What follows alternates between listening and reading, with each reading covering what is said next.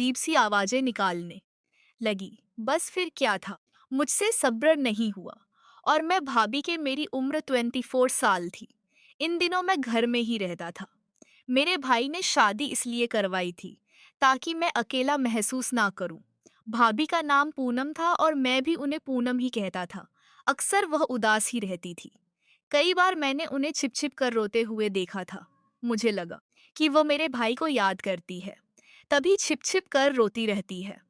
पर ना ही मैंने कभी उससे यह बात पूछी थी और ना ही भाभी ने कभी खुलकर मुझसे यह बात बताई थी। रात को वो अपने कमरे में बंद हो जाती और कमरे से रोने की आवाजें आने लगती थी। दरअसल मेरे भाई की शादी के अगले हफ्ते ही वह विदेश चला गया था। एक नई दुल्हन के लिए अपने पति के बिना रहना बहुत मुश्किल हो जाता है। लेकिन मेरे भाई ने तो शादी सिर्फ मेरे लिए ही की थी, क्योंकि मैं घर में अकेला रहता था और अब घर की जिम्मेदारी संभालने के लिए एक औरत का होना जरूरी था। इसीलिए भाई भाभी को मेरे हवाले छोड़कर चला गया। पूनम भाभी बिल्कुल अकेली रहती थी। उसका ख्याल भी मैं ही रखता था। वह भी एक 28 साल की जवान औरत थी। रिश्ता ना मिलने के कारण मेरे भाई के रहा था कि भाभी किस तरह की औरत है जिसने अपने देवर से मसाज करने के लिए कह दिया। उसे नहीं आई, जबकि यह कोई बड़ी बात नहीं थी। लेकिन एक औरत का एक मर्द से मसाज करवाना, और वो भी अपने देवर से, अगर कोई और होता तो मना करने की बजाय उसे खरी खोटी सुना देता। लेकिन इस समय में भाभी के रहमो करम पर जी रहा था, इसलिए उसके सामने जुबान चलाने की हिम्मत नहीं थी और ना ही उसे मना कर सकता था। भाभी ने ड्रेसिंग टेबल पर रखी तेल की शीशी मुझे दिखाई और कहने लगी, बहुत अच्छा होगा अगर तुम मेरे सिर में मसाज कर दोगे। कहते हुए उसकी आंखों में नमी थी और मुझे लगा कि शायद वह बहुत तकलीफ में है। लेकिन मैं भाभी को इनकार नहीं कर सकता था। मैंने वह तेल उठाया और उसके बितर के पास बैठ गया। फिर धीरे धीरे तेल उसके सिर पर लगाकर मसाज करने लगा। मैंने अपनी नजरें झुका ली थी और किसी भी तरह के जज्बात महसूस करने से खुद को रोका हुआ था। मेरे हाथ उसके सिर पर तेल लगाते हुए बुरी तरह कांप रहे थे। मैंने आज तक भाभी की बहुत मदद की थी, लेकिन भाभी ने मुझसे कभी इस तरह की फरमाइश नहीं की थी। जैसे जैसे मैं तेल लगाता गया, भाभी की अजीब आवाजें कमरे में गूंजने लगी। ऐसा लग रहा था जैसे उसे आराम मिल रहा हो। मैंने दोबारा उसकी ओर नहीं देखा और ना ही उसके चेहरे पर नजर पड़ी। मुझे शर्म का एहसास हो रहा था और मैं वहां से जाने की इच्छा कर रहा था, लेकिन मैं मजबूर था।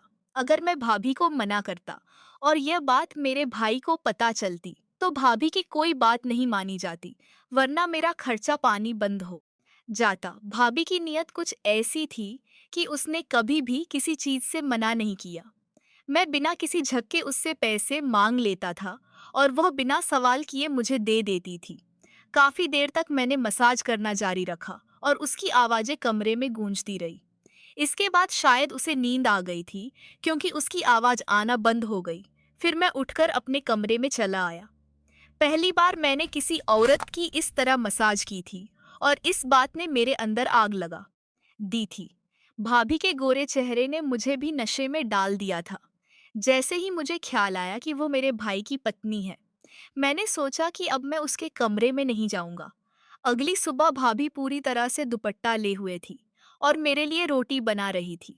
फिर मैंने आगे बढ़कर रोटी ली और वो मुझसे कहने लगी, समीर, तुमने मेरे सिर का दर्द खत्म कर दिया है।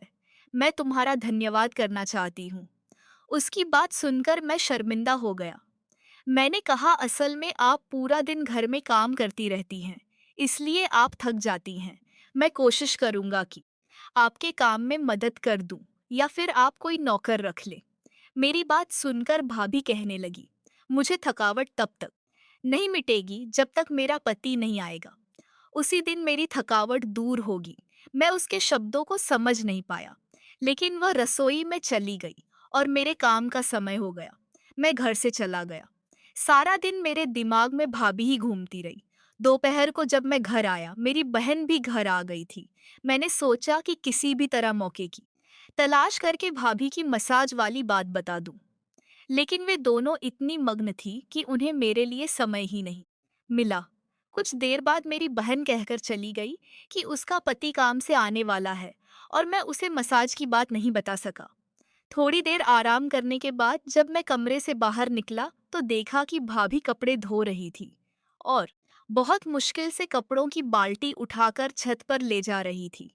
यह देखकर मुझे शर्मिंदगी हुई क्योंकि वे सारे कपड़े मेरे थे और मेरी वजह से ही उसे इतनी तकलीफ सहनी पड़ रही थी। मैंने तुरंत भाभी को आवाज दी और वो पसीने से भीगी हुई थी। मैं बाल्टी पकड़कर छत पर चला गया और उसका साथ देते हुए कपड़े भी तार पर लटका दिए। जब हम वापस लौटे तो वह कुछ अजीब तरीके से आ रही थी, जैसे उसे बहुत ज्यादा तकलीफ